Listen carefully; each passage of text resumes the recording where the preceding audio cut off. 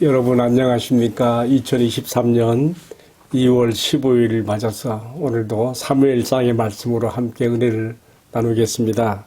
사무엘상 13장 13절로 23절인데요. 제가 첫 세 구절을 봉독합니다. 사무엘이 사울에게 이르되 왕이 망령되이 행하였도다. 왕이 왕의 하나님 여호와께서 왕에게 내리신 명령을 지키지 아니하였도다. 그리하였더라면 여호와께서 이스라엘 위에 왕의 나라를 영원히 세우셨을 것이거늘 지금은 왕의 나라가 길지 못할 것이라 여호와께서 왕에게 명령하신 바를 왕이 지키지 아니하였으므로 여호와께서 그의 마음에 맞는 사람을 구하여 여호와께서 그를 그 백성의 지도자로 삼으셨느니라 하고 사무엘이 일어나 길갈에서 떠나 베냐민 기브바로 올라가니라. 아멘.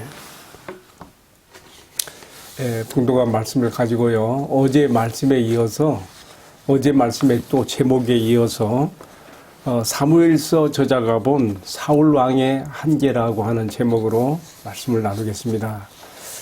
지금 우리는 사무엘서 저자가 기록한 이 말씀의 그 관점을 따라가면서 함께 본문의 말씀에서 우리에게 주시는 교훈을 생각해 보고 있습니다.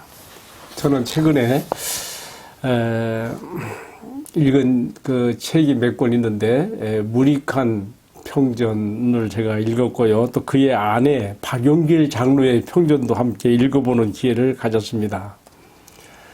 이 부부가 참 특이하더라고요. 이 문익한 이 목사님은 보니까 6.25 전쟁 당시에 미국의 프린스턴 대학의 재학생이었는데 전쟁이 터지자 한국전에 참전 지원해서 영어를 잘 하니까 미군 부대, 그 도쿄에 있는 미군 부대 사령부에 있으면서 남북한 그 휴전 협정을 회의할 때마다 이 문익한이라는 목사님이 가서 대표 통역관 역할을 했더라고요.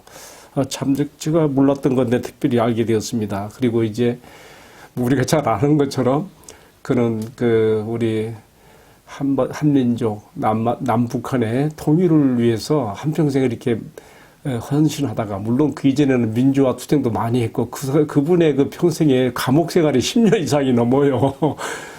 어쨌든 뭐 제가 이런 말 다 하려면 한이 없으니까 여기서 생략하기로 하고요. 어쨌든 이 부부에 대한 관심이 많았어요. 그 아내 박윤길 장로는 그 남편 문익한 목사의 뒤를 이어서 계속 통일로 가는 길을 위해서 또 민주화 투쟁을 위해서 헌신했던 분입니다. 근데 그분이 그 부부가 살았던 집이 수유리에 있는데 그 수유리 생가를 통일의 집이라고 하는 그 특별한 집으로 이렇게 바꿔서 사람들의 이렇게 방문을 하고 있더라고요. 그래서 제가 한번 가고 싶었어요. 그 책을 읽고 난 다음에. 어제 이제 생각하는 가운데 그 근처에 살고 있는 후배 목사님이 생각이 나서 전화를 해서 우리가 함께 같이 방문해 봅시다 하고 제가 이제 어제 아침에 일찍 묵상글 올리고 또 유튜브 방송 촬영과 편집도 끝낸 다음에 정말 불이 나게 지하철을 3번이나 환승해 가면서 거의 1시간 반을 달려서 그 집을 갔어요. 근데 수유리에 아주 그 산 밑에 좀 아담하게 이 통일의 집이 있더라고요. 그 집 앞에 섰는데 문이 딱 닫혀 있는 거예요. 그 앞에 그 붙어 있는 안내판을 보니까 물론 사람들이 이렇게 찾아오는 것이 이제 뭐 불규칙해서 그런지는 모르지만 안내판에 써 있는 것이 미리 예약을 하고 와서 안내를 받아야 되는 그런 시스템으로 그 집이 운영이 되고 있더라고요. 그래서 그 먼 길을 찾아갔다가 참 어떻게 보면 좀 헛수고 헛걸음이 되었는데요. 제가 오늘 말씀에서 왜 이렇게 서두에 이런 얘기를 끄집어내고 있는가 하면요.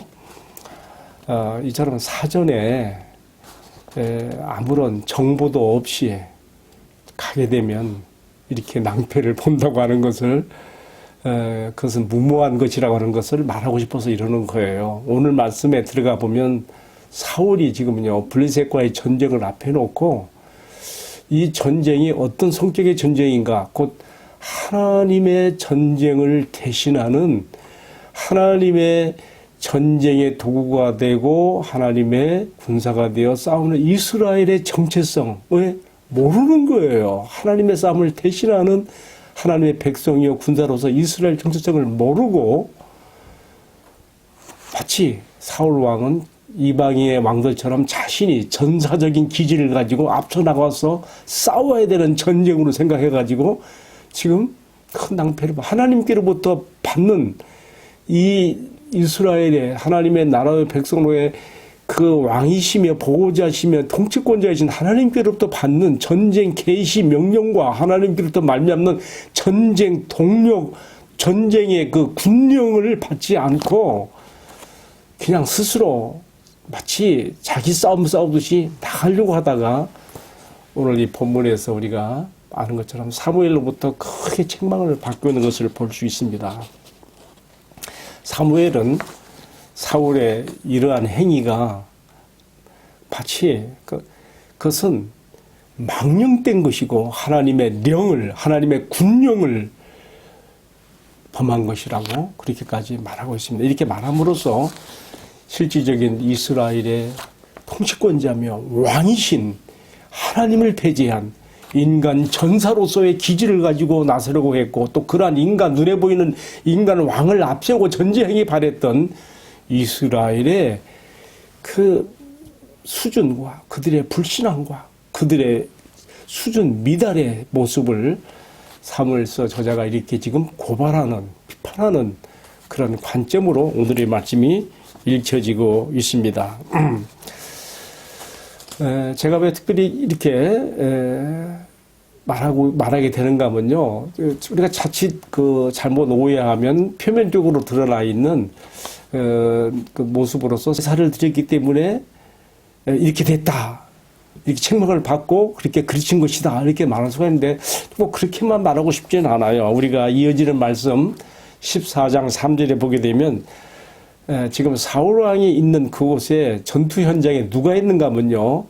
엘리 제사장의 증손인 여기 보니까 아이야가 당시 또 제사장으로서 에봇을 입고 함께 있는 모습을 보여주고 있어요. 14장 3절에. 그렇다면 내가 생각할 때는 사울이 직접 드린 제사가 아니에요.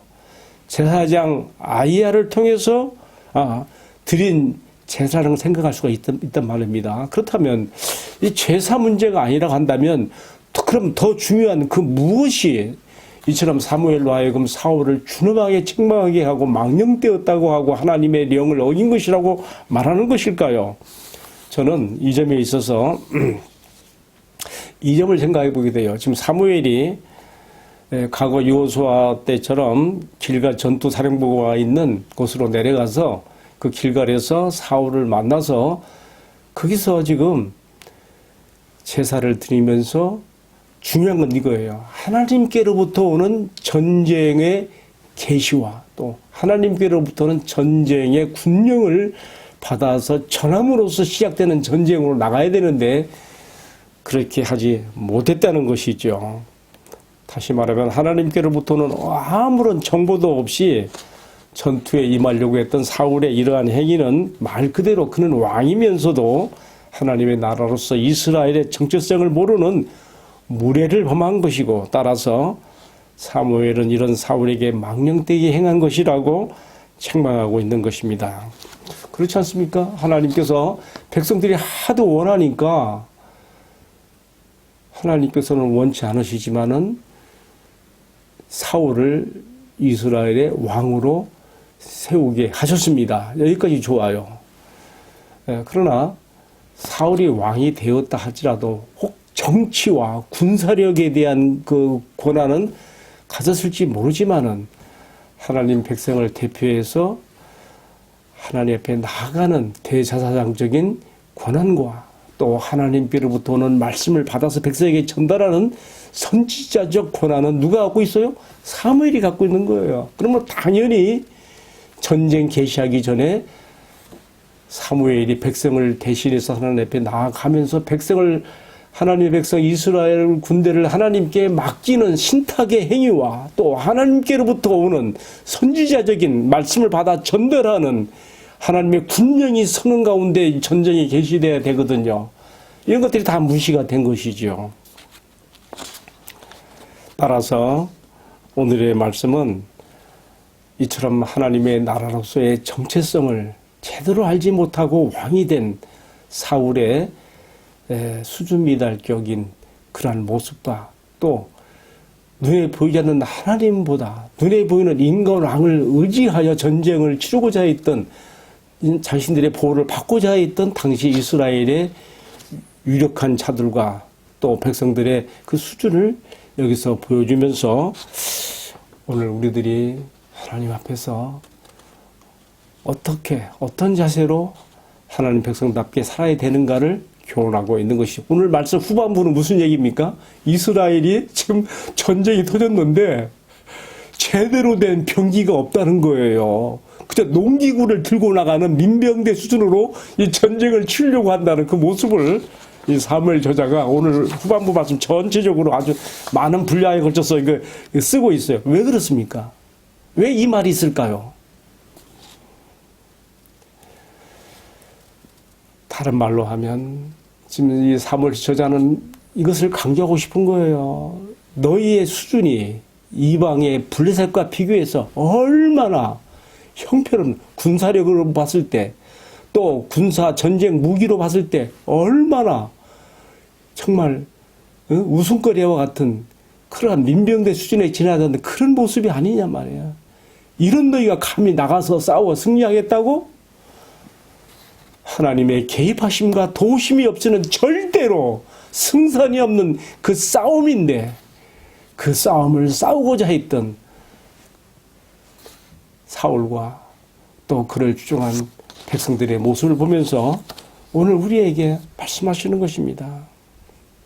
왜 오늘 본문의 말씀 후반부가 이스라엘의 이렇게 형편없는 군사력과 그들이 가진 병기로서 겨우 농기구들을 들고 나가는 모습을 왜 이렇게 쓰고 있는가? 오늘 우리가 세상에서 하나님 나라의 백성으로서 그리스도 예수의 군사로서 나갈 때 우리가 스스로 우리 자신의 능력으로는요 농기구 들고 가는 민병대 수준에 지나지 않는 것입니다. 그러나 나의 어떠함에도 불구하고 하나님의 개입하심과 도움이 있을 때에 우리는 세상을 넉넉히 이기고도 남음이 있는 하나님의 군대로 쓰임받을 수가 있는 것입니다. 이스라엘의 지금까지 전쟁이 다 그랬습니다. 하나님께서 자기 백성의 무장은 형편없고 군사력은 적병보다 훨씬 적었다 할지라도 우리 하나님께서 노두질풍 같은 그 유세로 능력으로 앞서 나가 싸우심으로써 이기게 하는 전쟁이거든요. 바로 이 점을 놓치고 있는 이 사울의 전쟁의 모습을 보면서 오늘 우리가 정말 하나님 앞에 어떤 자세로 우리가 세상에 나서야 되는가, 영적 전쟁에 임해야 되는가 반성을 해보게 되는 것입니다. 오늘 말씀을 마치면서 정말 하나님 앞에서 잠잠히 기다림으로써 그 힘을 얻고 능력을 얻어서 나가야 되는 것이 얼마나 귀중한 것인가에 대해서 에레미야 애가 3장 25절의 말씀을 제가 소개하고 싶습니다. 이렇게 되어 있습니다. 무릇 기다리는 자에게나 구하는 영혼에게 여호와께서 선을 베푸시는도다. 사람이 여호와의 구원을 바라고 잠잠히 기다림이 좋도다. 아멘. 그렇습니다. 할렐루야. 기도하겠습니다. 사랑하시는 주님, 여기 세상에서 어려운 일을 당할 때 잠잠히 주님을 기다리며 주님께로부터 오는 말씀과 능력을 힘입어 세상을 이기고 승리하는 주님의 백성 주의 군병 되도록 은총을 나려 주옵소서. 이 모든 말씀을 존귀하신 우리들의 주님 예수 그리스도의 이름으로 기도하옵나이다. 아멘. 예, 마쳤습니다. 감사합니다.